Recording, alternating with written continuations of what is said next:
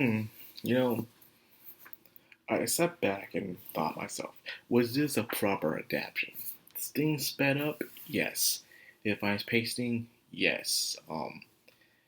It it skipped some things. Be honest, some of the things it only skipped out the things that they didn't deem as very important, and they kept the things that were important. So, anyways, I just want to leave my thoughts on that. People have been asking, is this worth watching?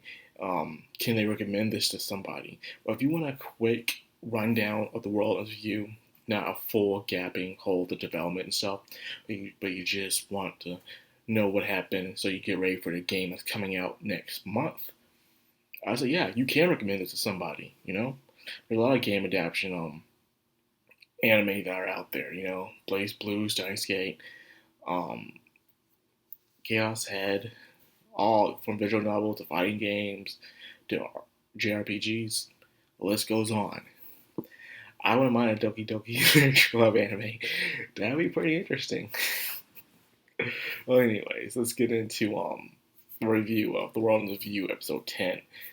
Things are really turning for the worse because the UG and the RG, they're both in this hive mind state where they're all quoting the same thing, and they're all the red eyes, and they're all wearing the red skull pins. Of course, red skull pins are designed by Cat, but the one who made the pins were the composer themselves, which is, they believe, is Mr. Hanekama, which it kind of seems that way, but it's not at the same time. Because you remember Joshua was looking for Cat, the composer, and Mr. Honeycomb was helping him out the entire time to find where he was, but he could never find him. The fact that Joshua knew he was Cat, but didn't know he was a composer, something just seems off. It's like, hey, I've been leading you around the entire time, but instead I'm going to help out Neku. Very strange, because they found these strange Reaper markings, these taboo noise formula thing that was on the ground.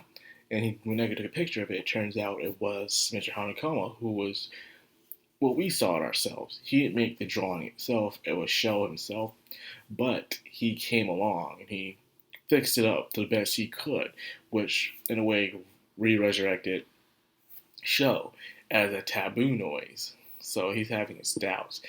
They even went to his place and it's all wrecked up. He took a picture of it, and then turns out he had something for Neku. It was a master key pin, wanting to get him into the Shibuya River. Speaking of the Shibuya River, B has a dream now where he wants to save Shiki and Rhyme, but also beat down a composer to end the Reaper's game. So he wants to become the composer. Oh man, imagine this dude being the god of everything. It'd be very interesting. Well, anyways, same time they also fought the Reaper from last episode, Kiriya and Uzuki, but this time they're being possessed by the pins. And it seems like no matter what they do, these people fight to the bitter end. They do not fear death. They have no awareness of themselves or their well-being. They're just programmed like the hive mind that they are to attack until they die. But of course, Beat and Neku saved them. So, well, knocked the pins off and knocked, so they were knocked out. And unfortunately, this is the last time we'll see them in the anime. Unfortunately, we do get to see them in the sequel to the video game, but this is the last time we actually see them in the anime, which kind of sucks. You were hoping that they would have a more better off ending than that. Because let's say a lot of people actually enjoyed those two.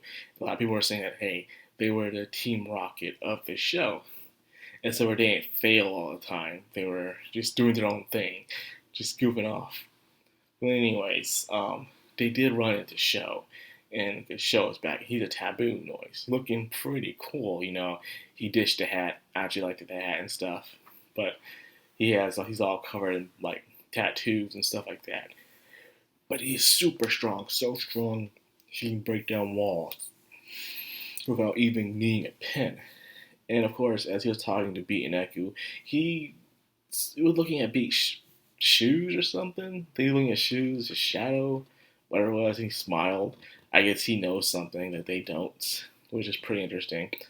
But this was his dire calculation, I guess. He wanted to become a Taboo Noise, to be strong enough to take on the Composure, because he is already a strong enough Reaper, but he knows he's not that strong enough to take on Composure as just a Reaper himself.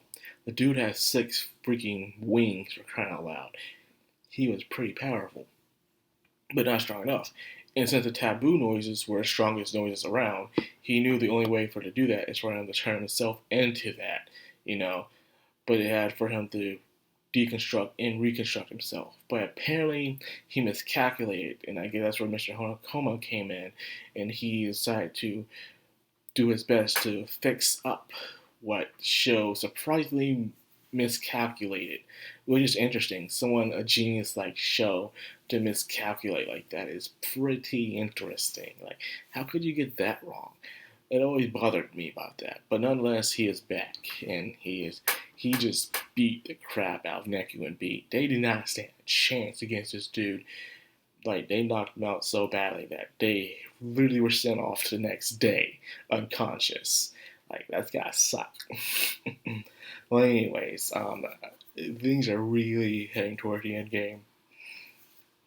Let's see how these anime-only watchers, see how they react to how everything ends. I'm looking forward to the surprise. I can't wait. So anyways, that's for this video. I hope you guys enjoyed it. If you did, like, comment, subscribe, of course. Hit that bell icon. This has been Madcrownxox on anime. Signing out. And before I go, I just want to let you guys know, what do you think of this nice Toho figurine I got? It's really nice. It's a Sakia Izioi, from Toho, the one who can stop time.